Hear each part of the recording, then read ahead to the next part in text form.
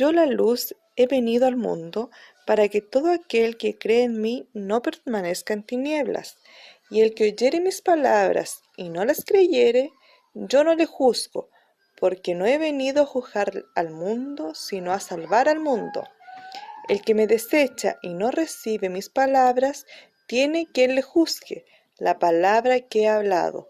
Ella le juzgará en el día postrero, porque yo no he hablado de mí mismo, mas el Padre que me envió, él me dio mandamiento de lo que he de decir y de lo que he de hablar. Y sé que su mandamiento es vida eterna, así que lo que yo hablo, como el Padre me lo ha dicho, así hablo. Buenos días, hermanos, los invito a cantar el himno 274, Vagaba yo en oscuridad.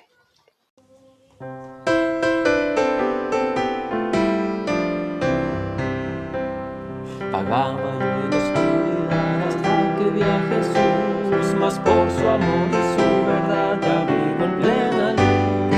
Gozo y luz hay en mi alma hoy, gozo y luz hay, ya que salvo soy. Desde que a Jesús vi y a su lado fui, he sentido el gozo de su amor en mí. Las nubes y la tempestad no encubren a Jesús, y en medio de la oscuridad me gozo en su luz. Gozo y luz hay en mi alma hoy, gozo y luz hay, ya que salvo soy. Desde que a Jesús vi y a su lado fui, he sentido el gozo de su amor en mí. Andando en la luz de Dios encuentro plena paz. Voy adelante sin temor, dejando el mundo atrás. Gozo y luz hay en mi alma hoy, gozo y luz hay, ya que salvo soy.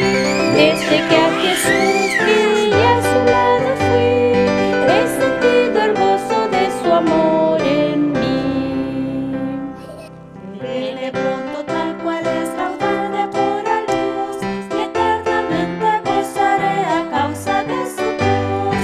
Gozo y luz hay en mi alma hoy, gozo y luz hay, ya que salvo soy. Desde que a Jesús vi y a su lado fui, he sentido el gozo de su amor en mí.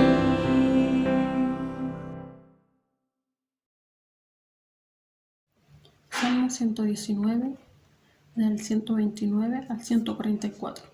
Maravillosos son tus testimonios, por tanto los ha guardado mi alma. El principio de tus palabras alumbra, haz entender a los simples. Mi boca abrí y suspiré, porque deseaba tus mandamientos. Mírame y ten misericordia de mí, como acostumbras con los que aman tu nombre. Ordena mis pasos con tus palabras, y ninguna iniquidad se enseñoree de mí. Redímeme de la violencia de los hombres, y guardaré tus mandamientos. Haz que tu rostro resplandezca sobre tu siervo, y enséñame tus estatutos. Ríos de agua descendieron de mis ojos, porque no guardaban tu ley. Justo eres tú, oh Jehová, y recto tus juicios. Tus testimonios que has recomendado son rectos y muy fieles. Mi celo me ha consumido, porque mis enemigos se olvidaron de tus palabras. Sumamente acendrada es tu palabra, y la ama tu siervo. Pequeño soy yo y desechado, mas no me he olvidado de tus mandamientos. Tu justicia es justicia eterna, y tu ley la verdad. Aflicción y angustia me hallaron, mas tus mandamientos fueron mis deleites. Justicia eterna son tus testimonios. Dame entendimiento y viviré. Buen día, hermanos. Doy gracias al Señor porque de nuevo podemos estar comunicados para juntos estar en algunos momentos frente a la palabra del Señor. Estamos ya terminando nuestro estudio del libro de Nehemías y llegamos hoy al último capítulo, el capítulo 13 de Nehemías. Hay un espacio de tiempo entre el final del capítulo 12 y el comienzo del capítulo 13. No sabemos exactamente cuánto tiempo transcurre, pero sí tenemos la información que nos da el versículo 6 de que Nehemías se ausentó por un tiempo de Jerusalén y volvió a su trabajo, al palacio del emperador Artajerjes. Dice el versículo 6, pasa todo esto, ha estado narrando algunos hechos que encontró en su regreso. Yo no estaba en Jerusalén, porque el año 32 de Artajerjes, rey de Babilonia, vine al rey, volvió a su trabajo. Y al cabo de algunos días fui enviado de nuevo. Es decir, él volvió a su trabajo, allí estuvo algún tiempo y al parecer recibió noticias de que las cosas en Jerusalén no estaban muy bien. Volvió a pedir permiso y el rey lo envió de nuevo a Jerusalén. Vuelve a Jerusalén y se encuentra con una situación nada de agradable y él se había ido habiendo terminado un trabajo de restauración de los muros y de restauración espiritual del pueblo. Había hecho un tremendo trabajo y se fue tranquilo, pensando que las cosas ya estaban en buen camino para seguir, para que el pueblo siguiera por el buen camino. Pero no es así, no fue así. Y al llegar se da cuenta que tiene que apelar a toda la fuerza que Dios da a través de su palabra y convoca al pueblo a oír, a escuchar palabra de Dios. Y aquel día, dice el versículo 1, aquel día se leyó en el libro de Moisés, oyéndolo el pueblo, y fue hallado en el libro que los amonitas y los moabitas no debían estar jamás en la congregación de Dios. Se leyó la palabra de Dios. El poder que la palabra de Dios tiene lo sabía muy bien Nehemías. Y nosotros tenemos el testimonio hasta el día de hoy que ni un discurso, ningún proyecto, ningún consejo humano puede cambiar la conducta de los hombres, solamente la palabra de Dios obrando en el corazón de los hombres. Aquí en el libro de Hebreos capítulo 4 y versículo 12 dice, porque la palabra de Dios es viva y eficaz, y más penetrante que toda espada de 2 filos, y que alcanza hasta partir el alma y aún el espíritu, y las coyunturas y tuétanos, y discierne los pensamientos y las intenciones del corazón. No hay nada más poderoso que pueda hacer cambiar la conducta del ser humano, porque es Dios hablando a su creación, es el creador hablando a su creación, la palabra de Dios. Por lo tanto, Nehemías sabía esto y vino a su recuerdo, yo creo, todo lo que ocurrió en el tiempo que él estuvo allí, 12 años trabajando. Y nosotros recordamos lo que ocurre en el tiempo que está descrito aquí por el libro de Nehemías y vemos que a partir del versículo del capítulo 8, 9 y 10 se nos cuenta que el pueblo estaba muy alejado de la voluntad de Dios y Dios en su misericordia pone en el corazón del pueblo el deseo, la necesidad de oír palabra de Dios. Y allí en el capítulo 8 se nos dice que Esdras lee la palabra y hace un relato completo de la misericordia de Dios a partir del pacto con Abraham, luego su esclavitud en Egipto, el pueblo de Dios sufriendo allí pero siendo liberado después por Dios, y su travesía por el desierto para llegar a la tierra prometida. Se les recuerda que el pueblo siempre ha sido frágil en su conducta, ha sido débil, no ha permanecido fielmente bajo la voluntad de Dios, conociendo a Dios, conociendo su palabra, conociendo sus mandamientos y la voluntad de Dios, no se ha sometido a la voluntad de Dios. Es una conducta que es transversal a través de la historia en toda la humanidad, en todos nosotros, todos los hombres. Nos cuesta someternos a la voluntad de Dios, aun conociendo sus misericordias y sabiendo que si nos sometemos a su palabra, nos va a ir bien, porque es su promesa. Si no nos apartamos ni a diestra ni a siniestra, todo nos saldrá bien, nuestros proyectos serán prosperados, dice la palabra del Señor. Pero el pueblo de Israel fue rebelde a esto, y a partir de ese momento de la lectura, allí en del capítulo 8 en adelante, el pueblo siente el poder de la palabra de Dios y se le recuerda además que cuando estaban en angustia clamaban a Dios, Dios les levantaba líderes, jueces, y a través de ellos eran bendecidos, pero moría el juez y el pueblo volvía a sus andanzas. Conducta muy, muy, muy repetida en la historia de la humanidad y del pueblo de Dios.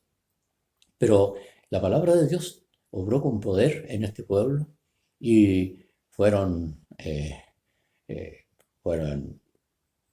removidos por la palabra de Dios y hubo confesión de pecados, arrepentimiento, hubo promesas delante de Dios. Dice la palabra de Dios allí que se juntaron desde el gobernador Nehemías, sacerdotes, levitas y los dirigentes del pueblo, e hicieron un pacto delante de Dios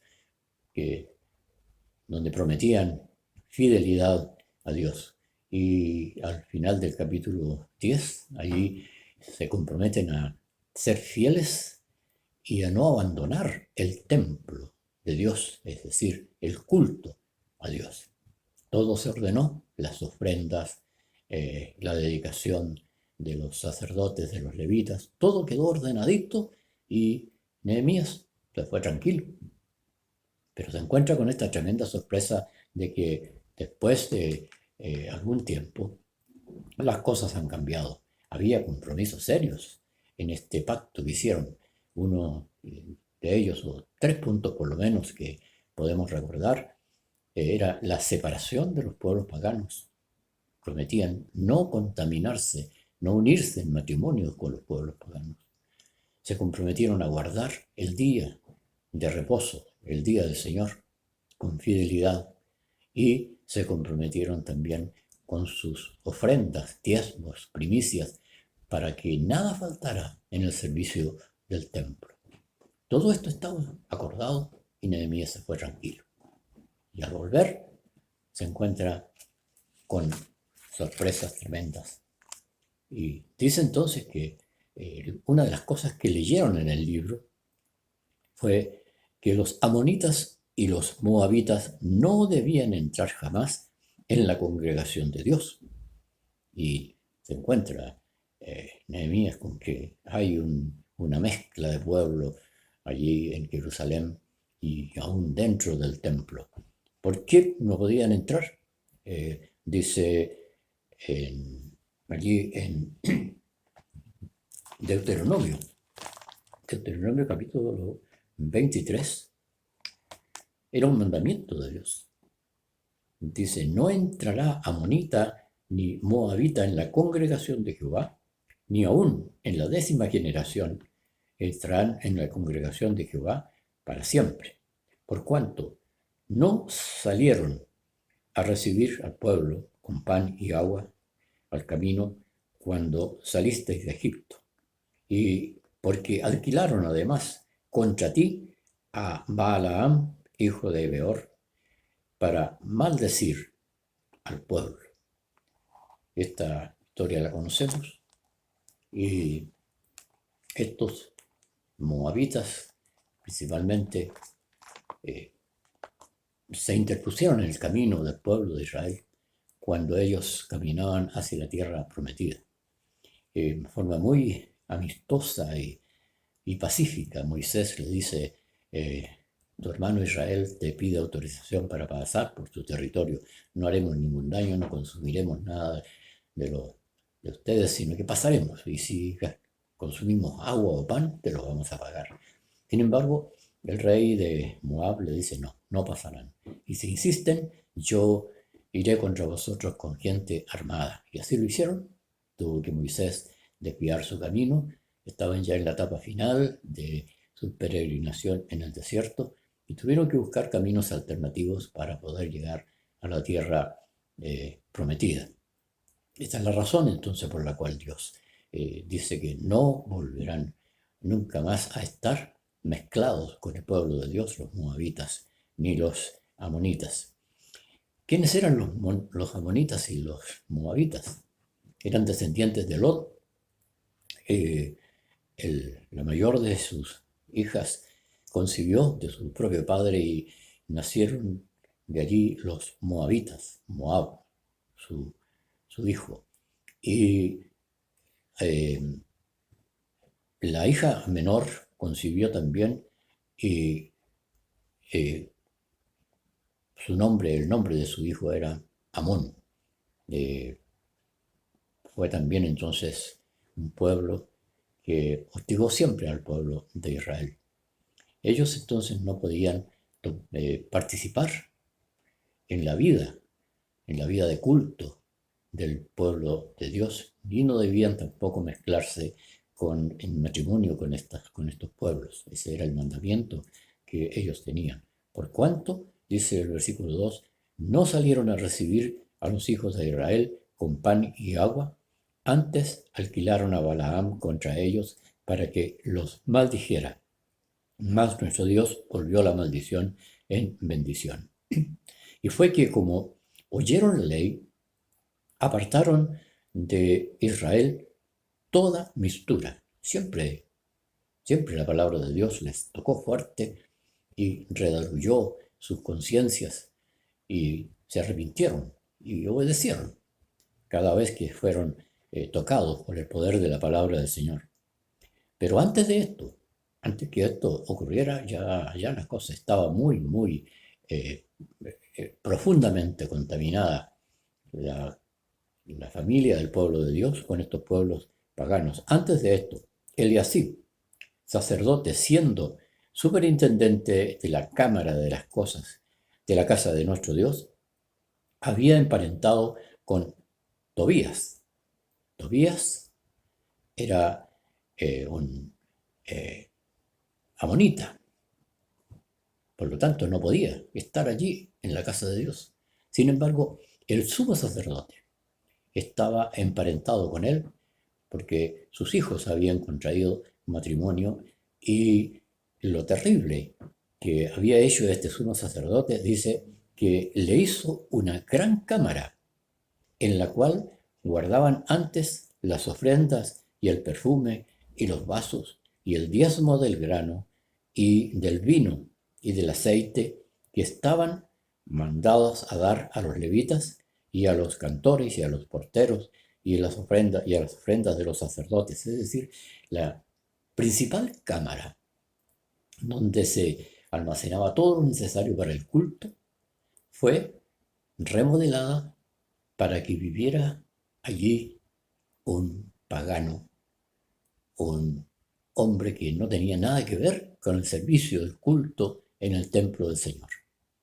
Y lo más terrible, que era de la familia de los enemigos de Dios que se habían opuesto siempre al caminar del pueblo de Dios y a los planes de Dios con su pueblo. De modo que la situación era terrible. Nehemías con esto fue tocado profundamente. Recordemos que las cámaras eran los lugares donde se almacenaba todo lo necesario para el culto.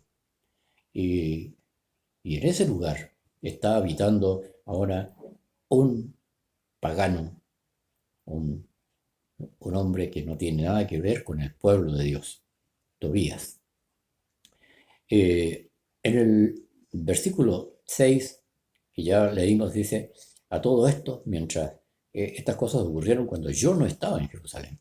Yo no estaba en Jerusalén porque el año 32 de Artajerjes, rey de Babilonia, vine al rey, volví a mi trabajo.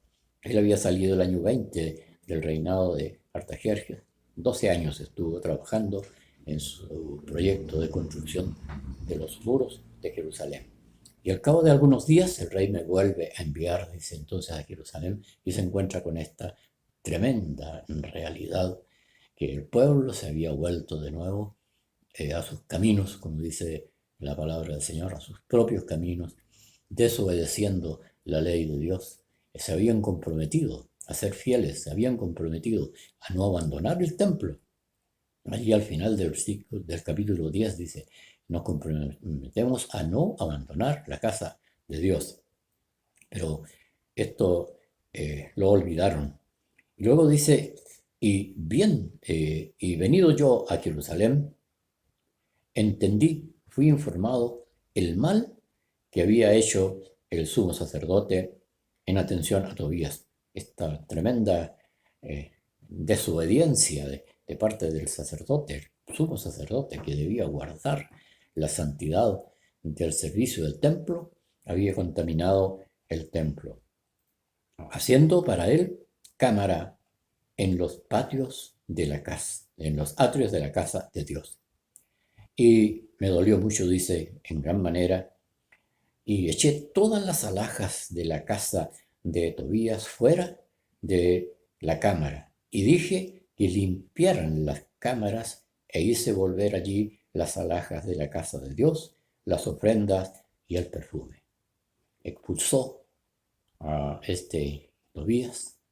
Recordemos que Tobías y Sanbalat estuvieron siempre planeando cómo destruir el trabajo, cómo oponerse a la construcción del templo, a la restauración de los muros. Era un grupo que formaban parte del gobierno de Samaria, que estuvieron siempre en contra de los proyectos del pueblo de Dios, y ahora metido dentro del templo, de los atrios del templo de Dios. Algo terrible. ¿Qué tenía que hacer Nehemías? Expulsarlo de allí, sacar todo aquello. Y dice algo bien especial. Hice limpiar la cámara. Recordemos que los niveles de las cámaras eran tres niveles, y los comparamos en el estudio pasado con los niveles que nosotros tenemos como templo de Dios, niveles de conciencia. La conciencia, la subconsciencia y la inconsciencia, todo debe estar limpio, preparado para el culto, fuera de toda contaminación. Y eso hizo entonces Nehemías, hizo limpiar este lugar que era dedicado al culto de Dios y que había sido contaminado por el propio sumo sacerdote. Entendí también, dice, que las partes de los levitas no se les habían dado, y que los levitas y cantores que hacían el servicio en el templo se habían huido, cada uno a su heredad. Estaba todo abandonado. No había servicio en el culto, no había servicio en el templo.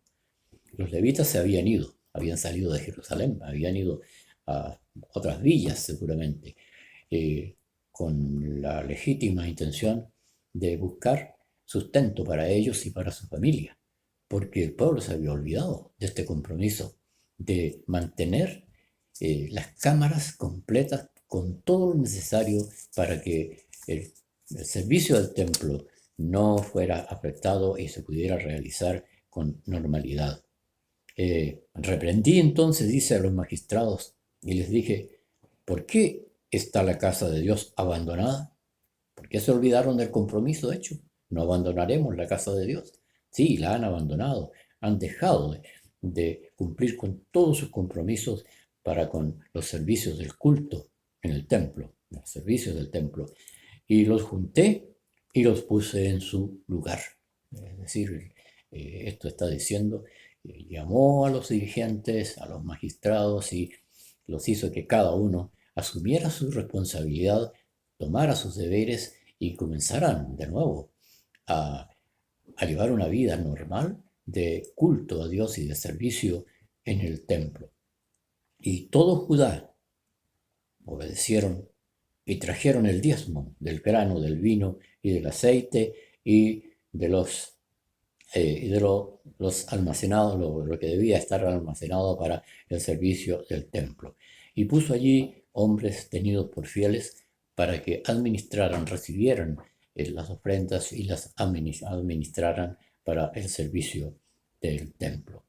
En aquellos días vi en Judá algunos que pisaban en lagares el sábado y que acarreaban haces y cargaban asnos con vino y con uvas, con higos y toda suerte de mercaderías que traían para vender en Jerusalén. El día sábado se habían olvidado de su compromiso de dejar, de apartar un día para el culto al Señor. 6 días trabajarás, pero el séptimo día será descanso y será para la gloria del Señor, será para Dios. Y ese es el mandamiento que nosotros también tenemos y que de repente también lo olvidamos, y el día domingo es como cualquier día de trabajo, de actividad. A veces habrá que hacer algunas cosas porque la vida del trabajo exige a algunas personas ocuparse el día domingo. Pero cuando eso ocurre ya es por fuerzas externas a nuestra voluntad, porque se nos hace trabajar el día domingo por alguna razón. Y el Señor dijo también que los extremos no podían llegar a negarse a hacer cualquier actividad el día de reposo. Si hay un accidente grave, ¿cómo no vas a atender a ese accidente el día de reposo? Les dijo el Señor. Pero hay que apartar el día del Señor para la gloria del Señor, para el culto al Señor. Eso estaba ocurriendo. Además venían muchos mercaderes trayendo sus mercancías para venderlas en Jerusalén. Tanto que él tuvo que dar orden de que el día viernes por la tarde ya se cerraran las puertas y no se recibiera a ningún comerciante, y a ellos, a los comerciantes, les advirtió que no trajeran más. Permanecieron allí, vinieron un fin de semana, vinieron el otro fin de semana, y al final se dieron cuenta que la cosa era seria y que Nehemías era de una palabra firme. Y él les dijo, por último, si insisten, voy a tener que echar mano a ustedes y quitarles sus mercaderías y echarlos de la ciudad. De modo que logró que el pueblo también se guardara de ocupar el día sábado en este tipo de negocios. Además, dice que encontró también familias que se habían mezclado con los pueblos paganos, tanto que sus hijos ni siquiera hablaban el idioma hebreo. También ordenó que fueran deshechos estos matrimonios y que de una vez por todas se apartaran de los pueblos paganos. Un trabajo tremendo que le tocó enfrentar en este último viaje que él realiza a Jerusalén. Un hombre fiel, un hombre de carácter firme, de una obediencia a toda prueba a la palabra de Dios, y que estuvo velando por el pueblo durante todo el tiempo que Dios le permitió estar allí. Tanto que él ora a Dios pidiendo que tenga misericordia, que no se olvide de los servicios que él ha realizado. Termina este capítulo así, clamando a Dios, orando a Dios por el pueblo y por él, y también por aquellos desobedientes, para que el Señor toque sus corazones y los haga entrar al camino verdadero, el camino que Dios ha mostrado. Un libro que nos muestra principalmente el poder que tiene la palabra de Dios para mover nuestras conciencias, para hacernos cambiar nuestras conductas cuando nos hemos alejado de Dios. La palabra de Dios es viva, es eficaz, como leíamos allí en Hebreos.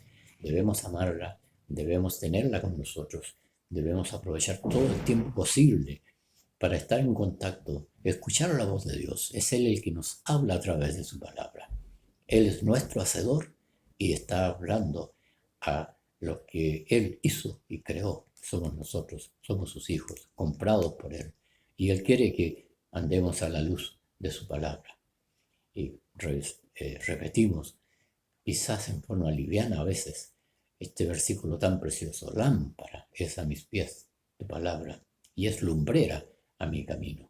No necesitamos más para andar sin tropiezos, para andar fuera de la fuerza de las tinieblas, para andar en la luz del Señor, si somos obedientes a la palabra del Señor.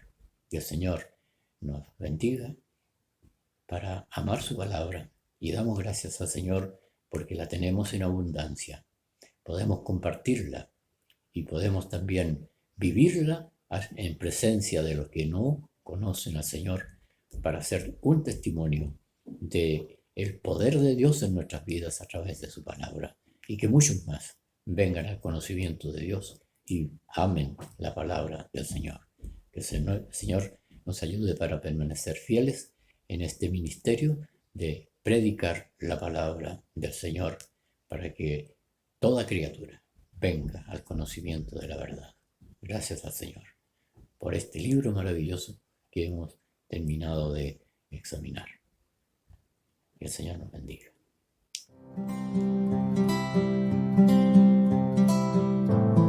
La Biblia es un libro muy grande y con muchas palabras. Pero ¿sabías que la Biblia no es solo para adultos? Es para niños también. Y tiene muchas cosas que Dios quiere que tú sepas. Cosas que puedes memorizar y guardar en tu corazón, porque los niños como tú son muy importantes para Dios. Un día, mientras Jesús estaba contestando algunas preguntas sobre la familia, un niño se le acercó para que lo bendijera. Los discípulos, pensando que esto le molestaría a Jesús, le dijeron que se fuera. Pero Jesús quiere que los niños vayan a Él. Mateo 19, versículo 14. Dejad a los niños venir a mí, y no se lo impidáis, porque de los tales es el reino de los cielos. Mira cuán amor nos ha dado el Padre al hacernos hijos de Dios. Mira cuál amor nos ha dado el Padre al hacernos hijos de Dios. Mira cuál amor nos ha dado el Padre al hacernos hijos de Dios. Mira cuál amor nos ha dado el Padre al hacernos hijos de Dios. Hola niños, damos comienzo hoy a nuestra escuela dominical. El día de hoy vamos a hablar de un tema muy importante y de un mandamiento que nos dejó Jesús. El tema son el evangelismo y las misiones. Esto es muy importante. ¿Qué significará el evangelismo y las misiones? Bueno, Jesús nos dejó un gran mandamiento y dijo: vayan y prediquen el evangelio a todos, a todas las personas. Pero, ¿qué es el evangelio? El evangelio, ¿qué significará? El evangelio es la buena noticia de salvación.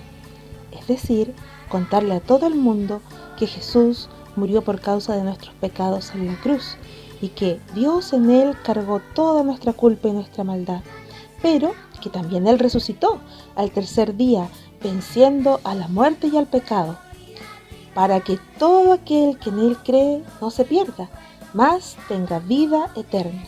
Y este es el evangelio, y este es el mensaje que tenemos que llevar a todas las personas, porque todas las personas necesitan acerca de Jesús. Hoy vamos a aprender acerca de un personaje muy importante, que es el apóstol Pablo. El apóstol Pablo fue uno de los misioneros más destacados de la Biblia, y él viajó por muchos lugares. Fue a Asia, fue a Europa, estuvo en África y llevando el evangelio. Principalmente viajó a muchas ciudades de Europa y del norte de Asia.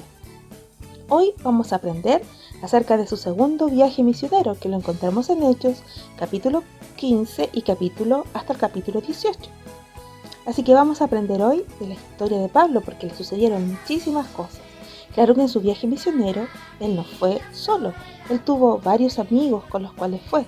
Uno de ellos fue Silas, que lo acompañó en este viaje misionero, y también Timoteo, que él lo consideraba como un hijo. Viajaron y tuvieron muchas aventuras en este viaje. Hoy vamos a aprender acerca de algunos hechos que le sucedieron en su segundo viaje, especialmente en una ciudad llamada Filipos, donde conocieron a una mujer llamada Lidia. Y dice así, esta es la historia. Teatro de títeres. Lidia. Esta es Lidia, que adoraba a Dios y era comerciante de tela púrpura. Un día, Lidia estaba con un grupo de mujeres junto a un río. Pablo y Silas vinieron y comenzaron a hablar a las mujeres. Mientras los escuchaba, Dios la ayudó a comprender y creer en lo que estaban diciendo. Ella y toda su familia fueron bautizados. Lidia le pidió a Pablo y Silas que vinieran y se quedaran en su casa. Pablo y Silas se quedaron con Lidia muchas veces, ya que siempre les abría su hogar. Y fue así como Lidia conoció el Evangelio. Lidia fue muy importante para expandir el Evangelio. La iglesia comenzó a reunirse en su casa y fue la primera mujer que conoció de Jesús en el continente europeo. Veamos ahora qué otra cosa le sucedió a Pablo y Silas en Filipos. Teatro de títeres. Pablo y Silas. Este es Pablo, quien habló a la gente acerca de Jesús en muchos lugares diferentes. Un día Pablo estaba caminando con su amigo Silas. Estaban siendo seguidos por una chica que estaba controlada por un espíritu maligno. Sus dueños la usaban para ganar dinero. Después de días y días de que esto seguía pasando, Pablo estaba tan molesto que se volvió y le dijo al espíritu maligno que la abandonara. Así que la niña fue liberada, pero sus dueños se enojaron con Pablo y Silas porque ya no ganaban el dinero a costa de ella y los metieron en la cárcel. El carcelero los encerró. Alrededor de la medianoche, Pablo y Silas estaban orando y cantando a Dios y los demás presos estaban escuchando. De repente hubo un terremoto y las cadenas de todos los prisioneros se rompieron. Pero Pablo y Silas no se fueron aunque podían hacerlo. Varias personas decidieron seguir a Jesús esa noche, incluyendo al carcelero y toda su familia. A la mañana siguiente fueron liberados de la cárcel y los funcionarios de la ciudad se disculparon con ellos. Pablo y Silas alentaron a los cristianos en la ciudad y luego continuaron con la misión de contarle a la gente acerca de Jesús.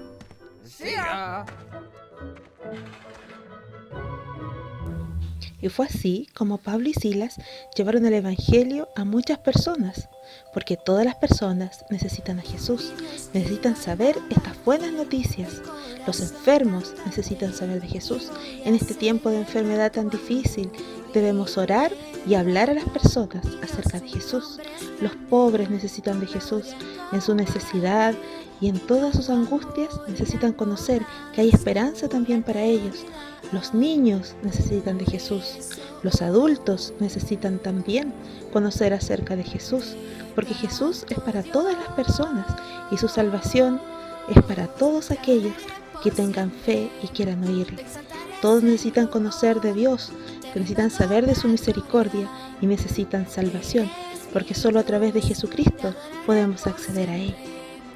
Y esta, queridos niños, ha sido nuestra escuela dominical de hoy. Hasta el próximo domingo y no olviden hablar de Jesús a todas las personas que conozcan. Llegó el momento que nos unamos para cumplir la misión que Jesús nos dejó y anunciar el Evangelio con el poder del Espíritu de Dios.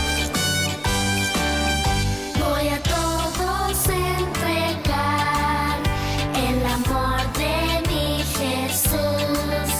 Voy al mundo a iluminar con la gloria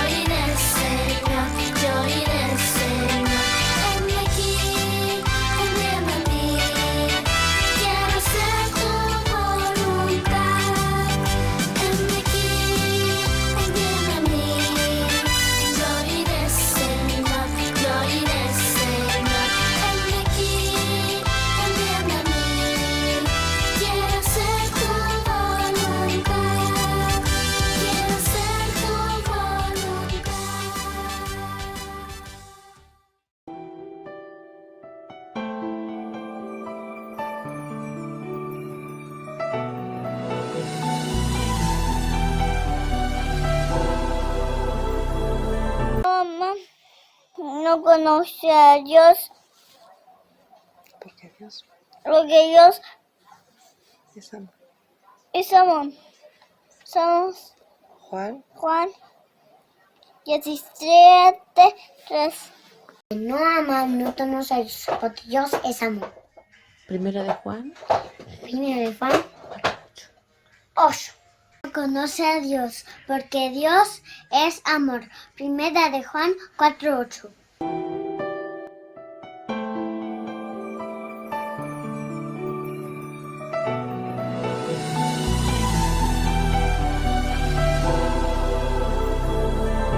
Mirar cuál amor nos ha dado el Padre para que seamos llamados hijos de Dios. Por eso que todo el mundo no los conoce, porque no los conocen a Él. Primero Juan 3:1. Esta empero es la vida eterna, que te conozcan el solo Dios verdadero y Jesucristo, al que me has enviado. Juan 17:3. Esta empero es la vida eterna, que te conozca el solo Dios verdadero y a Jesucristo, al cual has enviado.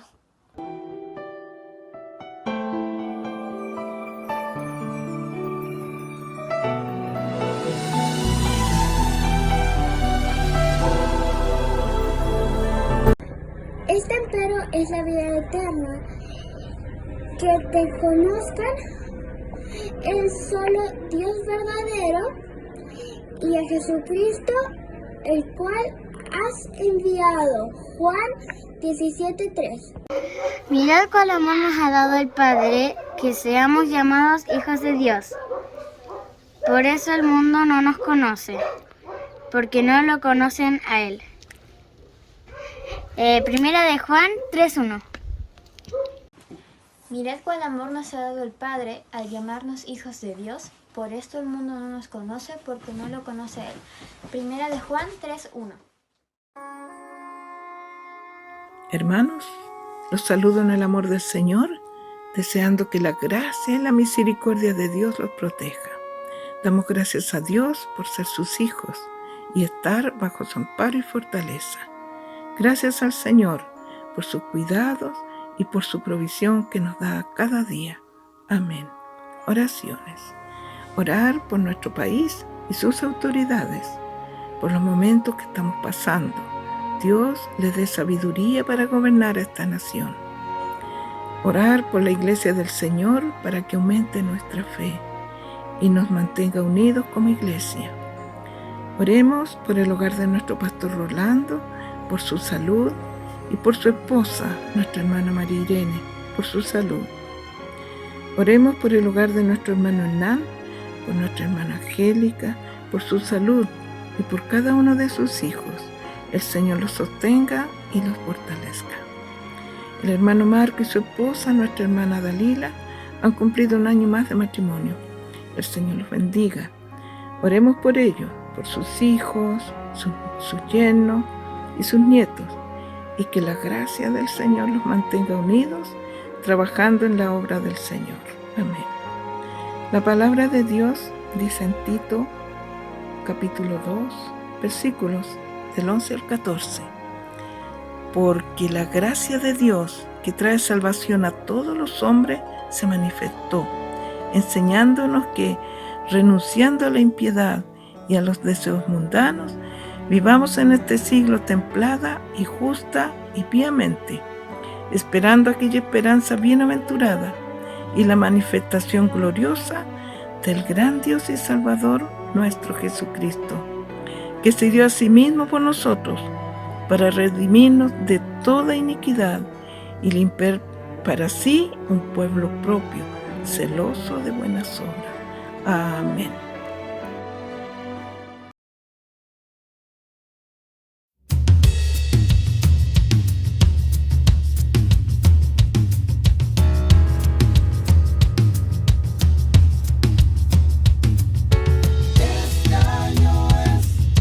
Este año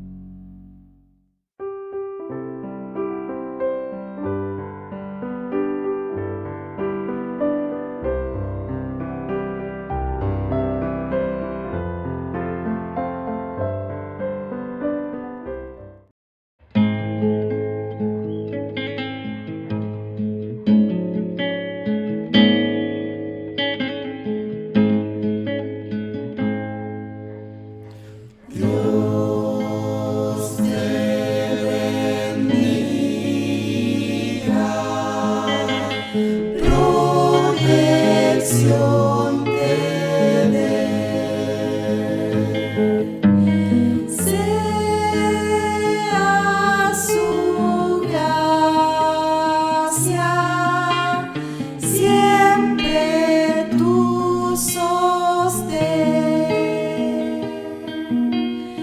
Su ángel velando a tu redor esté,